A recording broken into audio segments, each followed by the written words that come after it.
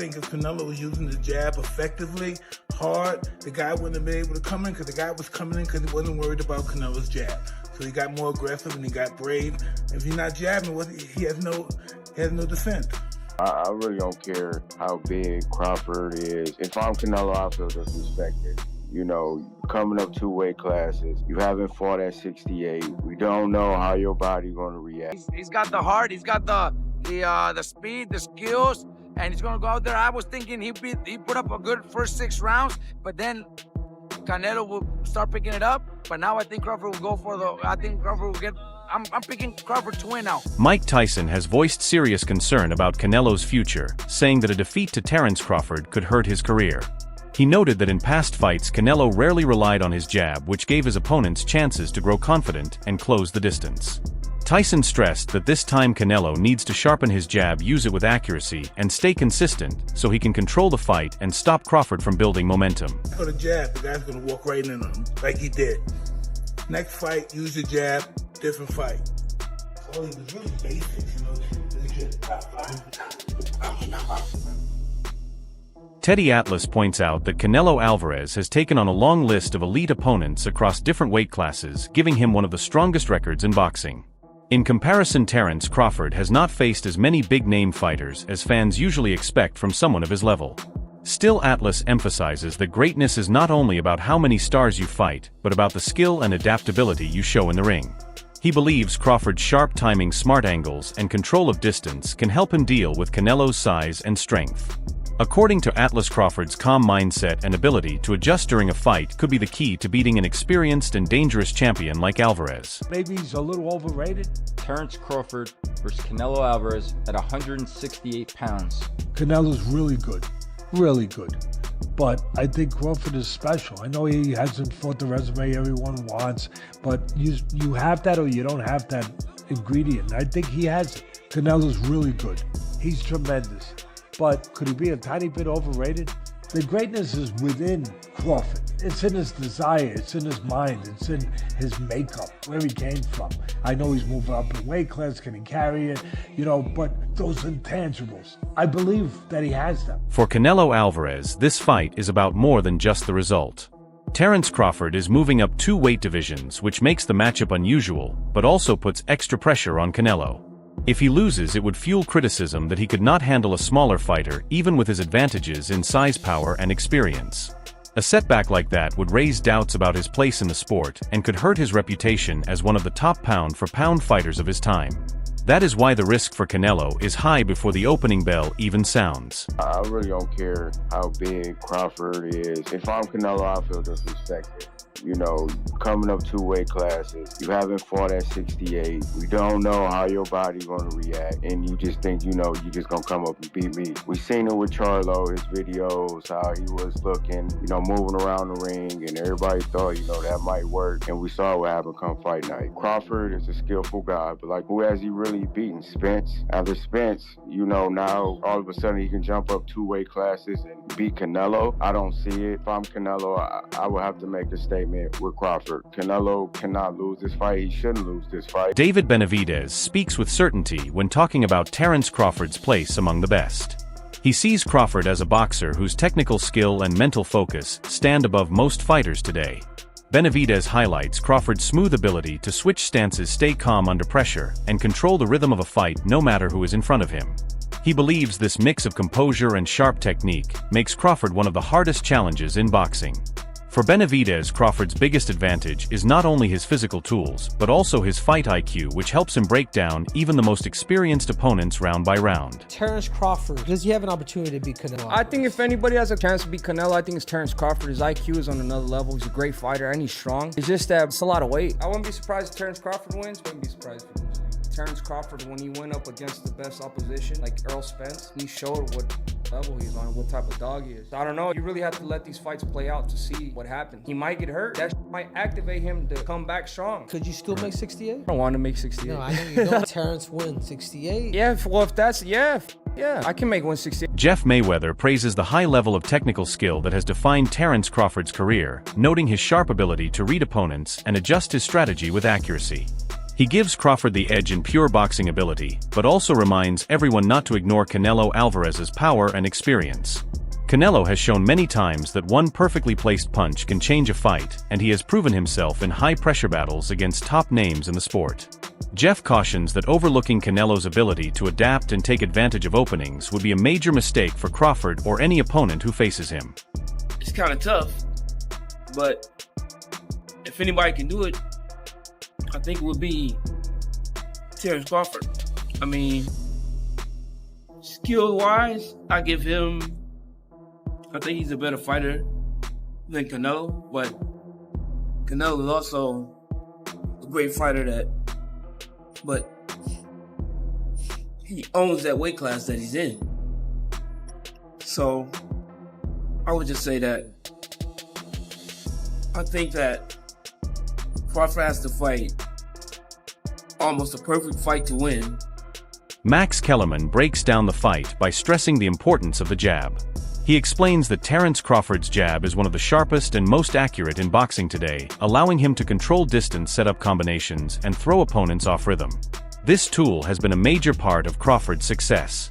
Kellerman compares this to Canelo Alvarez, whose jab was once a strong weapon that helped him handle aggressive opponents earlier in his career.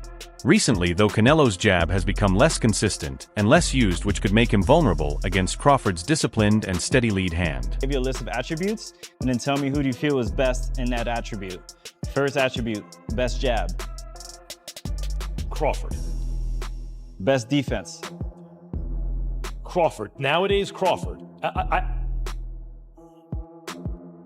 I would say early in the fight, Canelo. And earlier in his career, Canelo.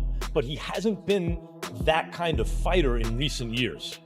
Although Crawford is also hittable. With any fighter, when you talk about their defense, the question is not, can they be hit with a shot? You take punches. Everyone, the greatest defensive fighters ever get hit. Pernell Whitaker, Willie Pep, Floyd Mayweather, they all get hit.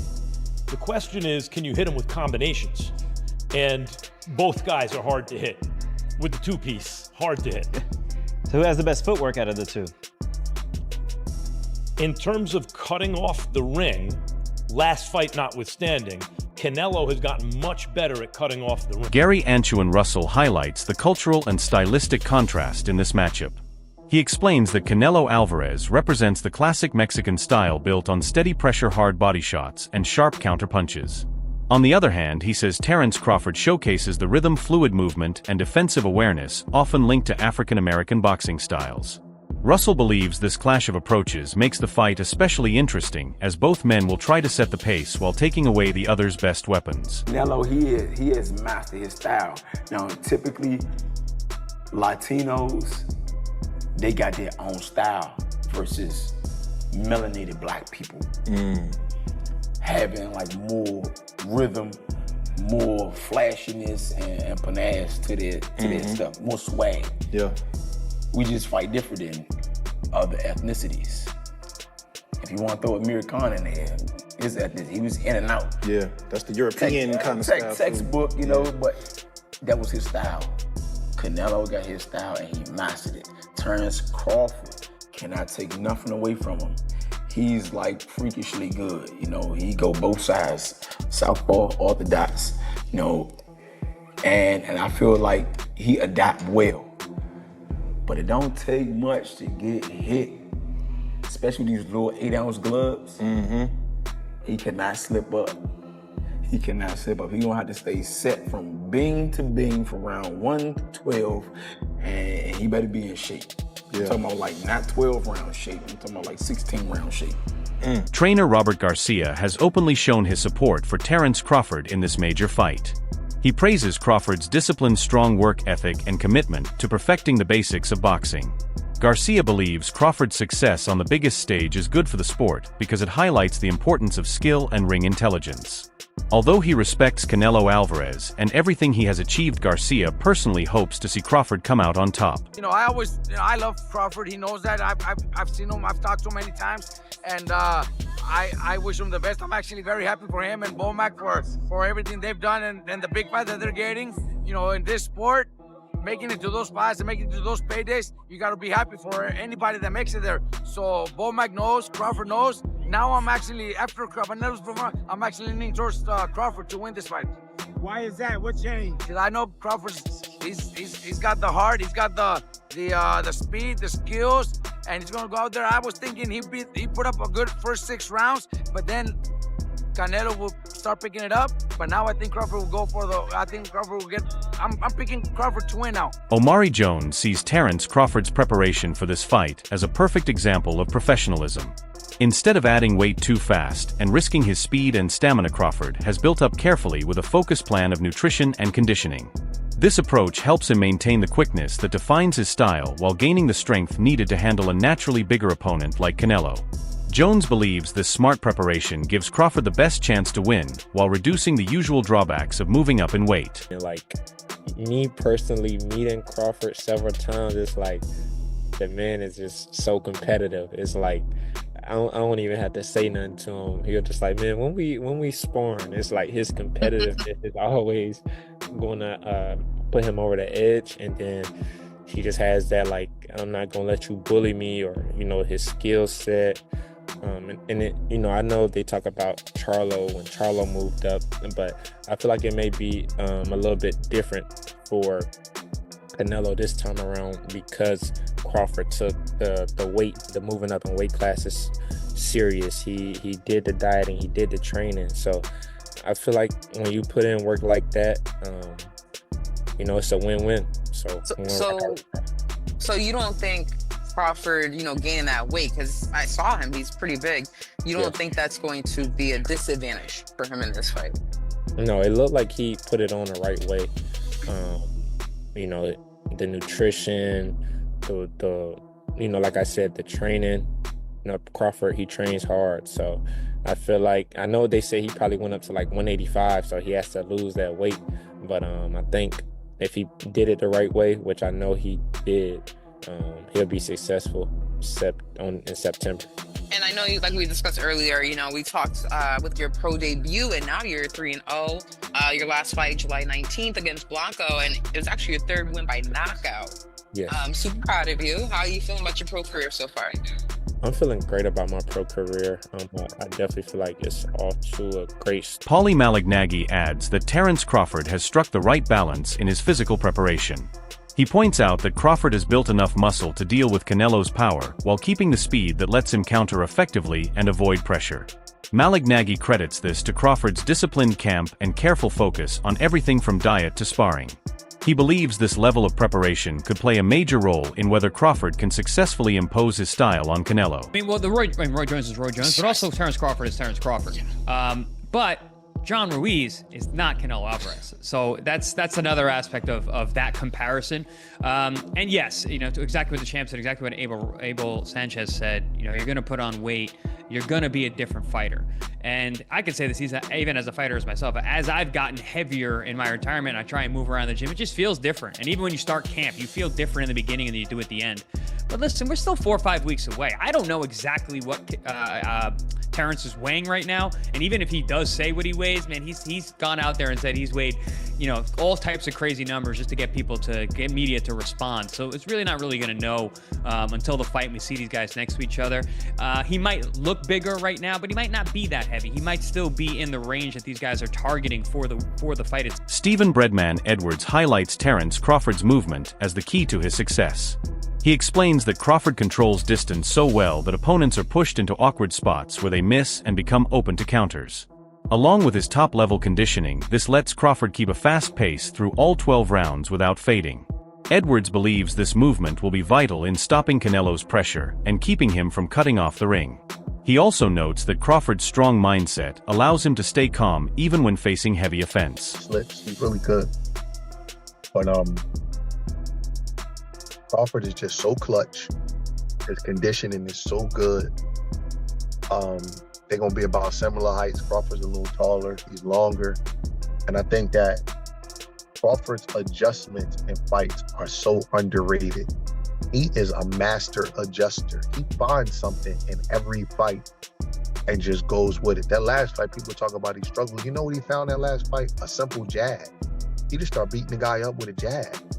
He finds something in every fight. And he don't fight a lazy fight. Canelo, for as good as he is, he hasn't stopped anybody since 2021. That's 4 years. You know why? Because he gets a little tired and gets like a little bit complacent. He's a power puncher. Anybody that punched that hard don't want to go 4 years without a stoppage. He haven't got a stoppage because he don't have the conditioning and the stamina to push a guy over the edge after he hurt him, or after, you know, when the guy's running away from him, to still be able to go get him. He don't want to go the distance in all these fights. You think he wants to go the distance with Jamel Charlo and John Ryder and Edgar Berlanga and Triple G at 68? He don't want to, but he don't have that extra gear anymore, in my opinion, to get guys out of there. Canelo Alvarez's recent showing against William Skull has raised concern among fans and analysts. His punch output was lower than usual, and his movement lacked the sharpness and urgency that defined his best years. Instead of taking control, Canelo often reacted to Skull's attacks, which allowed the opponent to fight with more ease than expected. This cautious approach led to doubts about whether Canelo still has the stamina and sharpness to handle top-level fighters for a full 12 rounds. Critics fear that if these issues remain, a fighter as versatile as Crawford could take full advantage. And after really the Triple G fight is when we've seen the slippage on Canelo. And over the last 2 years, it's been immediately apparent. It's been apparent straight away over the last 2 years.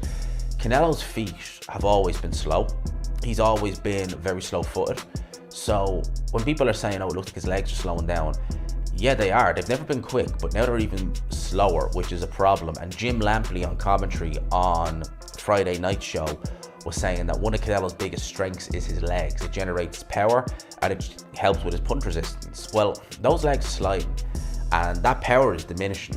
Canelo hasn't had a stoppage win now since he knocked out Caleb Plant in 2021. And yeah, he's dropped some of these guys, but he's not been able to step on the gas and finish them. He's not been able to go through the gears. His gas tank, you can put that into question as well. And Canelo Alvarez, come July, be 35 years old. So he is, look, Canelo's been around so long, and his real prime was in his mid-20s. So we associate Canelo, mid-20s to early 30s. So we kind of associate Canelo with that. I don't want to say ever young, but you know, he is still young, just not in boxing senses. But he's been around so long, 20 years a pro, and he's been at world levels for probably 15 of those. You're going to expect some slippage. And I think in this fight, an opponent, it was very negative, yes, but an opponent who Canelo Alvarez of 5 years ago would have handled, and he did handle him, but you know what I mean, he probably would have put some damage on William. Sean Porter and several analysts believe Terence Crawford's path to victory depends on controlling distance and using sharp angles. By shifting positions and making Canelo reset again and again, Crawford can slow his pressure and take away his rhythm. Over time, this approach could drain Canelo both physically and mentally. Porter stresses that mental focus will be just as critical as physical skill in this matchup. The fighter who stays calm, disciplined, and consistent with their plan from start to finish is the one most likely to win. That Terence Crawford against Canelo in these two press conferences. They're having dinner, they have the presser in Riyadh, they have the presser in New York. That's a weak-ass push by Canelo. And, you know, that is not Canelo, what he did with Caleb Plant, that was real. You know, he slipped him and then slapped him, and that was like, okay. This felt like, hey, social media saying you guys are being too friendly. We're paying you all this money. We're putting the knockout bonus there. Come on, we got a fight to sell. Let's heat this up a little bit. Obviously, they're both great fighters, and they're both coming to win. And you know, but you know, I don't want to get too deep into it today, but you know my thoughts on this, the big picture, like what's looming, the fight to me, because I'm the journalist, right, is an afterthought. That wraps up today's video. Stay tuned and catch us next time.